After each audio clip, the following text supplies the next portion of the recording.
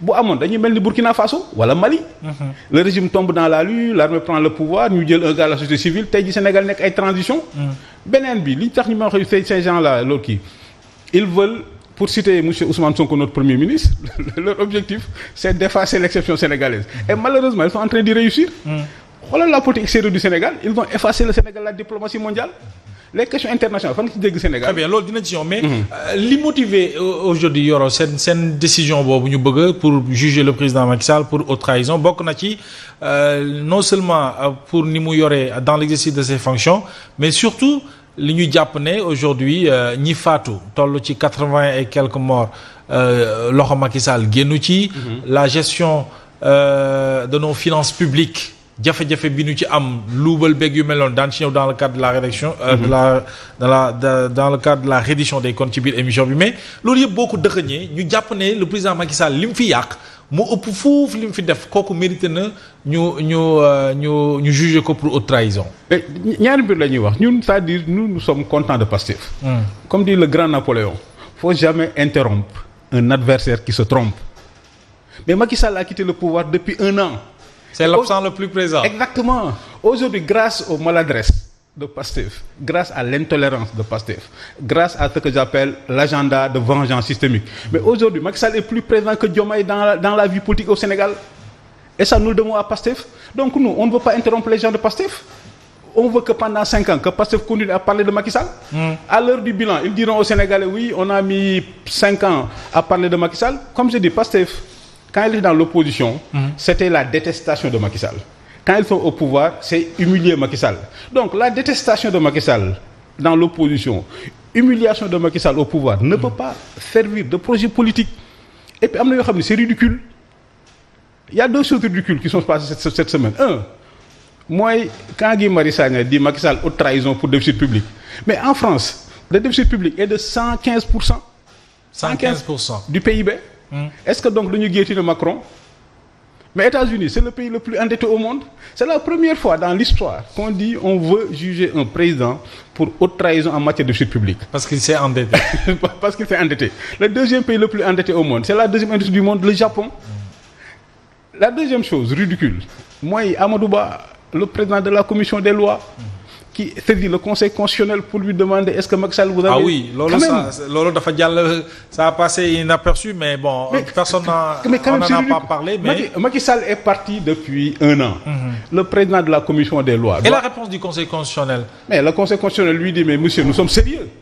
Diplomatiquement, le Conseil constitutionnel lui dit, mais monsieur, le président de la commission des lois, arrêtez vos armes de distraction massive. Et selon vous, qu'est-ce qu'il cherche à savoir ou à faire? Non, Pastef. Amadou Ba, ginnaaw loi interprétative dinañ ci ñëw. Mooy humiliation de Macky Sall ak détestation de Macky Sall. Le seul projet de Pastef, c'est ça. L'agenda de vengeance systémique contre Macky Sall. Est-ce que du précédent dangereux ci un ancien président parce que ñoom le président Diomaye day à la kuli ali dafay quitter ce pays. Mais est-ce que buñ ko toppee noonu dinañ may jàmm suñu ancien. Mais c'est pourquoi je parle président oui. Pastef c'est comme le clan des Siciliens, la vendetta et les Siciliennes et les Corses. Et les Méditerranéennes, ça veut dire c'est un cycle de vengeance perpétuelle. Je me donne attention là, il y a cela quelques temps. Oui. Ça dit que l'opposition d'aujourd'hui est le pouvoir de demain.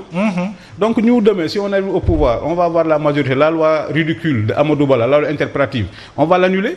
Et puis on va encore convoquer les gens en prison, c'est un cycle permanent. C'est ça. Mais c'est ça la démocratie, l'alternance. Moi, fi waa ji tegoon baaraamam boo ñëwee fa ngay continuer ñii ils n'ont pas de projet, ils n'ont pas d'ambition pour le Sénégal. Leur seule ambition waxoon naa ko fii le 1er janvier c'est l'agenda de vengeance systémique. C'est l'économie qui va être à l'origine de la transformation systémique du Sénégal. S'ils veulent transformer systémique le Sénégal comme ils le promettent, ils n'ont qu'à se concentrer à l'économie. Mais la vengeance ne va pas. La vengeance ne va pas transformer l'économie. Alors sur le plan international, le président Macky Sall est très actif. Aujourd'hui, ci àdduna bi il participe à des sommets, il rencontre des chefs d'État yu kenn foogeel woon ci àdduna bi yëpp. Alors ñu toog le président Diomaye ne il est en train de faire des manœuvres pour xëy na déstabiliser ou xëpp ci suuf ci cere ji. Est-ce que yow vous avez eu à côtoyer le président Macky Sall. Est-ce qu'il serait capable quand même de faire ça pour le Sénégal bi nga xam ne moom la dirige à 12 ans. Mohamed li ma la wax jàpp ko ces gens-là ces gens-là ils sont dans le détestisme du Sénégal ils détestent le Sénégal c'est pourquoi wayu Sénégal bu rafet ci àdduna lañu bëgg a yàq dans tous les domaines nag. tey jii boo xoolee Afrique fii Sénégal Senghor moo fi njëkk a démissionné. oui. C'est le premier président africain à avoir renoncé volontairement au pouvoir. Et quand je dis l'exception sénégalaise, c'est beaucoup de faits. Et Pastef est en train de vouloir détricoter petit à petit ce qui a fait l'exception sénégalaise. En Afrique, on disait, souvent dans les années 70, on disait la place d'un ancien chef d'État en Afrique, c'est soit la prison ou la tombe, sauf au Sénégal. C'est-à-dire que gars yi dañ leen rawee woon lu bare Pastef nag delloo ñu ndaare. Senghor en 1980 la bàyyi. Alors que boobu à l'époque ñoom Idi Amin Dada ñeneen il était président à vie. bi Senghor bàyyee mosoo dégg Abdou Diouf mu jox Abdou Diouf mais mosoo dégg Abdou Diouf wax ci affaire Senghor. Abdou Diouf bàyyi Abdou Diouf ñàkk élection devant Ablaye Wade lu mu def jox ko avion présidentiel dégg naa Diomaye naan way jox naa ko mu dem Umra. mais loolu teraanga la. waaw mais docteur loolu monsieur le ministre mais teraanga la mais ça veut dire que je veux montrer boo xamee Sénégal te malheureusement Pastef xamuñ histoire du Sénégal xamuñ gëddu Sénégal. 2000 j'étais rédacteur en chef de Walf Ablaye Wade Abdou Diouf a perdu l'élection en mars ñu installé Ablaye Wade le 2 avril mu am sommet de la francophonie Ablaye Wade ni mënumaa dem ni Abdou Diouf jëlal avion présidentiel bi nga dem représenter ma après Abdou Diouf bu nekkee président francophone Ablaye Wade jàpp na ci donc c'est ça le Sénégal Senghor bi mu demee Abdou Diouf l'a géré Abdou Diouf bi mu demee Ablaye Wade l'a géré c'est la première fois dans l'histoire du Sénégal nga dégg nit ñu ni dañuy traîner un président pour haute trahison. Guy Marius Sagna li mu ci jug mooy li may wax le détestisme du Sénégal. Quand tu discutes avec les militants de Pastef. Les militants ordinaires de la base. C'est des gens de bonne foi et de bonne volonté. Eux ils sont dans le patriotisme mais l'appareil de Pastef est dans le détestisme du Sénégal. Ils détestent le Sénégal. Et ça devrait pas se passer ainsi hein? Non, ils détestent le Sénégal parce que boo xoolee li ñuy def acte yi ñuy posé yëpp c'est pour détruire le modèle sénégalais, l'exception sénégalaise. La détestation du Sénégal c'est de vouloir être comme le Burkina Faso. En fait, leur histoire de souverainisme yu demee noonu. La détestation du Sénégal c'est de nous rabaisser au niveau des États de l'AES. La détestation du Sénégal c'est de dire que on va juger un ancien président du Sénégal pour haute trahison. Macky Sall ndam lim am ci àdduna bi képp kuy Sénégal da nga ci war a kontaan. C'est ça. Abdou Diouf bi mu nekkee président de la francophonie mais moom Ablaye Wade dañu doon daje sur la scène internationale ñu rafetal africain yëpp ni li Sénégal rek la mën a am gis nga Pastef nag leen naxari li gars yi doon wax lii Sénégal rek la mën a am loolu lañ bëgg a yàq boo xoolee tous les actes qu'il pose ça va dans ce que j'appelle moi le détestisme du Sénégal. Alors il déteste le Sénégal. Très bien Alioune Tine dafa def sortie bu am solo nee na c'est bien que le président de la République Bassirou Diomaye Diakhar Faye woote dialogue pour que acteurs yëpp waxtaan mais nee na dialogue boobu dina ëpp solo lool ci buñ ci boolee le président de la République l'ancien président de la République Macky Sall. mais ñii ñoom Alioune Tine ñooñu c'est des rentiers de la tension comme j'ai toujours dit c'est des rentiers de la tension ils vivent du dénigrement de leur pays à l'étranger c'est-à-dire bëgguñ jàmm am. Sénégal mais cette fois-ci il veut. mais Sénégal amul la participation du président Macky Sall ci dialogue boobu. loolu sax loolu la ñu mën a tàccul Yoro. Mohamed Sénégal amul benn problème le gouvernement gouverne l'opposition s'oppose. am na problème kay. ban problème mooy diggante ñaari pàcc yi yaa ko fi wax léegi président Macky Sall Ousmane Sonko Macky ak Diomaye. lu ñooñu war nañu mën a retrouver loolu la Alioune Tine wax waa Pastef ñoo war a xam.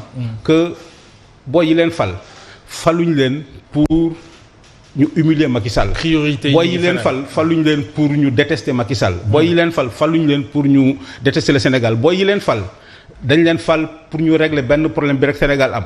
Oui. Sénégal benn problème la am mooy le problème économique. Malheureusement les gens de la société civile là que j'appelle les rentiers de la tension depuis 1983. Ils veulent que le Sénégal soit dans ce que j'appelle la démocratie de Sisyphe. Toujours tension dialogue politicien Mohamed. Oui. bu ñu nee dialogue national. dañoo war a dialogue ci Sénégal am problème. Sénégal amul problème élection Sénégal amul problème démocratie Sénégal amul problème institution li may wax rek. kon dialogue bi yow d'accord ci. mais on doit faire un dialogue sur l'économie. mais bien sûr. parce que moom rek mu la ñu gis ne moo xaw a. ndërmeelu en quelque sorte. les dialogues yi ñuy am c'est des armes de distraction massive mais toi depuis que tu es journaliste la Casamance est notre crise nationale la plus grave. da nga mës a dégg dialogue sur la Casamance. quand même. da nga mës a dégg un dialogue sur l'économie. mais Sénégal loolu la ñu war a arrêter ça veut dire que bu ñu demee élection ñi gagné nañ gouverner. ceux qui doivent s'opposer s'opposent les juges disent le droit et